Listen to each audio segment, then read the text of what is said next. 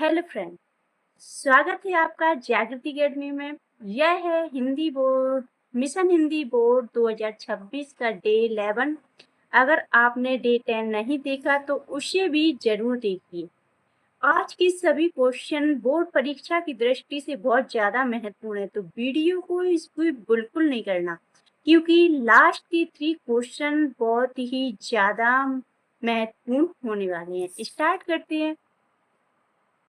तो first question है आपके स्क्रीन पर। फर्स्ट क्वेश्चन क्या कहता है? फर्स्ट क्वेश्चन है आपका, जल कौन सी संज्ञा है? जातिवाचक संज्ञा है, द्रव्यवाचक संज्ञा है, भाववाचक संज्ञा है या व्यक्तिवाचक संज्ञा है? 5 सेकंड आपको सोचना है, सोचकर सही आंसर अपने कॉपी में लिखना है, क्योंकि लास्ट में आपके कितने स्कोर आने वाले हैं आपको कमेंट में जरूर बताना है।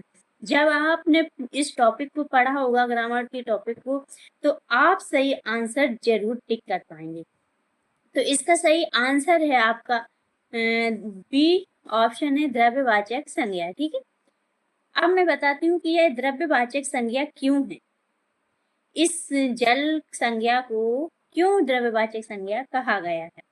तो यहाँ पर आप ध्यान से देखिए, जिस संज्ञा से किसी पदार्थ का बोध हो, जिस संज्ञा से किसी पदार्थ का बोध हो, उसे द्रव्यवाचक संज्ञा कहते हैं। पदार्थ में जिसमें आपका जैसे पानी, दूध, घी, जहाँ और पेट्रोल, डीजल, इस प्रकार से जहाँ पर आपको ऐसा लगे कि कोई पदार्थ है, तो वहां पर हमेशा आपकी कौन सी संज्ञा रहेगी? द्रव्यवाचक संज्ञा होगी। और जिसको नापा या तोला जा सके वह क्या होती है? द्रव्यवाचक संज्ञा होती है। ठीक है, नेक्स्ट क्वेश्चन है आपका, बालपन कौन सी संज्ञा है? 4 ऑप्शन आपके सामने है। जातिवाचक संज्ञा, भाववाचक संज्ञा, समूहवाचक संज्ञा और व्यक्तिवाचक संज्ञा। इसका सही आंसर रहेगी भाववाचक संज्ञा। तो भाववाचक संज्ञा क्या क्यों है इसका आंसर, वो भी मैं आपको बताती हूँ। तो जो दिखाई ना दे लेकिन महसूस हो, वहां पर क्या होता है? अपना भाववाचक संज्ञा होता है। मतलब कि can not feel, only can not touch, only feel, जिसको आप सिर्फ महसूस कर सकते हो, देख नहीं सकते हो। जैसे कि आपने मान लीजिए गुलाब जामुन खाया, तो खाने के बाद ही आपको पता चलेगा ना कि वह मीठा है या नहीं। अगर ओनली आप उसे देखोगे तो कुछ नहीं बताओगे, उसका स्वाद कैसा है नहीं बता पाओगे। इसीलिए जहाँ पर ऐसा कोई शब्द हो जहाँ पर आप टच नहीं कर सकते जिसको, जैसे कि मान लीजिए आपका आप पर कोई गुस्सा होती है, आपकी मम्मी गुस्सा होती है, तो गुस्सा को आप देख नहीं सकते हो ना। इस प्रकार से जहाँ पर सिर्फ आप महसूस कर सकते हो, वहां पर भाववाचक संज्ञा होती है। और दूसरा एग्जाम्पल मैं बताऊं, कोई दादी से चला भी नहीं जाता, तो यहाँ पर भी आपका क्या है? भाववाचक संज्ञा होगा, क्योंकि यहाँ पर ऐसा शब्द दिया है, दादी से चला भी नहीं जाता। ठीक है, अब नेक्स्ट क्वेश्चन है आपका, हम कौन सा सर्वनाम है इसको बताना है। 4 ऑप्शन आपके सामने है। ऑप्शन ए है पुरुषवाचक, ऑप्शन बी निजवाचक, ऑप्शन सी है संबंधवाचक और ऑप्शन डी है प्रश्नवाचक। ठीक है, पुरुषवाचक, सॉरी। तो इसका सही आंसर होगी हम कौन सा सर्वनाम है? तो पुरुषवाचक सर्वनाम है। ठीक है, क्यों है पुरुषवाचक सर्वनाम हम? तो मैं आपको इसका थोड़ा बताऊं कि हम बोलने वाले का बोध कराता है। यहाँ पर 3 होते हैं, सर्वनाम में 3 वक्ता होते हैं। यहाँ पर बोलने वाला होता है, एक सुनने वाला होता है और एक देखने वाला होता है, मतलब जिसको बोला जा सके। तो यहाँ पर हम शब्द है वो बोलने वाले का बोध कराता है, इसीलिए हम अपना क्या है? पुरुषवाचक सर्वनाम। नेक्स्ट क्वेश्चन है आपका, और हाँ, आपको कॉपी में जरूर लिखना है कि अभी तक के आपके क्वेश्चन कितने सही हुए हैं। अगर 3 में से 3 सही हुए हैं, 3 में से 2 सही हुए हैं, तो आपको नोट डाउन जरूर करते जाना है और लास्ट में अपना स्कोर कमेंट में जरूर बताना है। अब नेक्स्ट क्वेश्चन बहुत ही ज्यादा महत्वपूर्ण आने वाला है, तो वीडियो को लास्ट तक जरूर देखना, क्योंकि लास्ट के जो 3 क्वेश्चन है वो सबसे ज्यादा महत्वपूर्ण है। उनको आप बिल्कुल भी मिस मत करना, क्योंकि ये एग्जाम से रिपीटेड क्वेश्चन है जो कि आपके इस बार भी 2027 में पूछे जा सकते हैं। तो वीडियो को लास्ट तक जरूर देखना और हर क्वेश्चन का आंसर पहले खुद सोचकर आप खुद से देना, उसके बाद सही आंसर आप चेक करना है। ठीक है, तो अभी तक का आपका कितना स्कोर रहा जरूर लिखना है। और नेक्स्ट क्वेश्चन है आपका, अत्यंत सुंदर में जो अत्यंत शब्द है वह क्या है? विशेषण है, क्रिया विशेषण है, संज्ञा है या सर्वनाम है?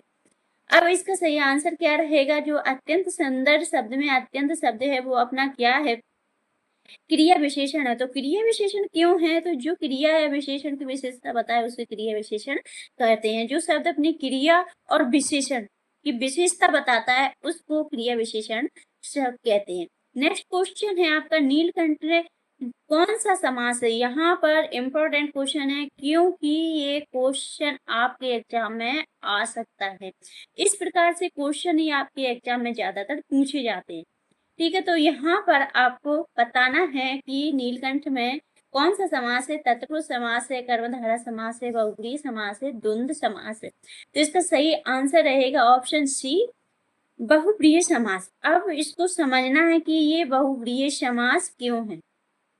तो ध्यान देना, नीलकंठ का अर्थ नीला कंठ वाला अर्थात भगवान शिव बताया गया है। और जहां पर विग्रह करने पर आपको है जो शब्द, अगर आपको है जो शब्द वहां पर मिले तो हमेशा वो क्या होता है? आपका बहुव्रीहि समास होता है। तीसरे के ओर इशारा करें, नीला कंठ, नीला है कंठ जिनका अर्थात होते हैं भगवान शिव। ठीक है, अर्थ किसी तीसरे व्यक्ति पर जाए। ठीक है, क्या होता है? अर्थ किसी तीसरे व्यक्ति के बारे पर जाए वहां पर बहुव्रीहि समास होता है। नेक्स्ट क्वेश्चन है आपका, राजमार्ग कौन सा समास है? चार ऑप्शन आपके सामने हैं। तो राजमार्ग कौन सा समास है? तत्पुरुष समास है, कर्मधारय समास है, द्विगु समास है या द्वंद्व समास है? इसका सही आंसर रहेगा तत्पुरुष समास है। राजमार्ग यानी कि राजा का मार्ग। और याद रखना है आपको, जहां पर आपको कारक चिन्ह का लोप हो या कारक चिन्ह छुपा हो वहां पर अपना क्या होता है? तत्पुरुष समास होता है। कारक चिन्ह कैसे होते? का, की, के, इस प्रकार से कारक चिन्ह शब्द में छुपे रहते हैं। जैसे कि राजमार्ग, जब इसको अपन बड़ा करेंगे तो इसका मतलब होता है राजा का मार्ग। तो यहाँ का शब्द छिपा है, इसीलिए तत्पुरुष समास होगा। ट्रिक से आपको जो नोट भी करते जाना है इन ट्रिक से को, क्योंकि आपको जो छोटे छोटे नोट्स आप बनाओगे रिवीजन करते समय बहुत ज्यादा आपकी हेल्प करेंगे। जैसे कि राजमार्ग यानी कि तत्पुरुष समास को पहचान करने की ट्रिक क्या है? जहाँ का की के शब्द छुपे हो, कारक चिन्ह छुपाओ, वहां तत्पुरुष समास होता है। नेक्स्ट क्वेश्चन है, हंसी का स्थायी भाव किस रस से जुड़ा है? यह आपको बताना है। तो चार ऑप्शन आपके सामने है, करुण, वीर रस, हास्य रस या रुद्र। हंसी, अब देखो हंसी शब्द से यहाँ पर पहचान हो रही है कि वह अपने क्या होता है? हास्य रस से है। अब हास्य रस कैसे? यहाँ पर शब्द को पढ़कर आपको हंसी आए तो वहां पर हास्य रस होता है। अभी तक आपका स्कोर कितना रहा है? अपना स्कोर जरूर लिखते जाना है और आगे के जो क्वेश्चन है बहुत ज्यादा महत्वपूर्ण है, तो वीडियो को लास्ट तक जरूर देखना है। नेक्स्ट क्वेश्चन है आपका,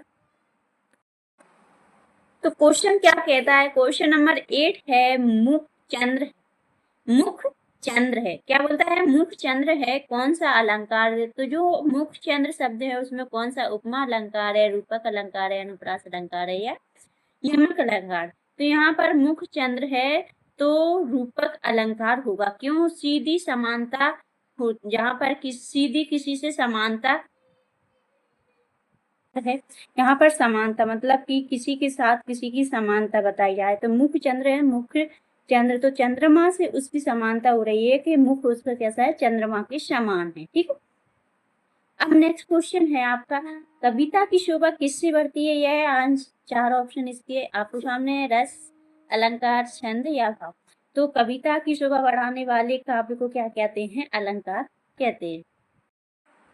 अब लास्ट क्वेश्चन है आपका, कविता में लय किससे आती है? रस से, छंद से, अलंकार से या भाव से? तो कविता में लय किससे आती है? छंद से आती है।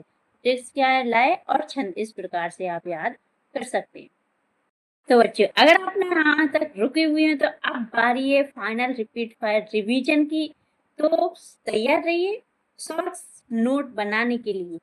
यहाँ पर मैं आपको बताऊं, जिसमें आपको बताऊं कि सबसे पहले जल, जल क्या है? आपका द्रव्यवाचक जो संज्ञा है वो जल आपका द्रव्यवाचक संज्ञा होती है। नेक्स्ट बालपन भाववाचक समास है। ठीक है, हम कौन सा है? पुरुषवाचक सर्वनाम है। अत्यंत क्रिया विशेषण है और नीलकंठ बहुप्रिय समास है। राजमार्ग तत्पुरुष समास है। और यहाँ पर हंसी, हंसी आपका हास्य रस है। हंसी क्या है? हास्यरस, जिसमें हंसी शब्द आया था वो आपका हास्यरस है। और मुख चंद्र तो रूपक अलंकार है, कविता की शोभा अलंकार से और लय छंद। तो दोस्तों, आपका स्कोर कितना रहा है कमेंट में जरूर बताना।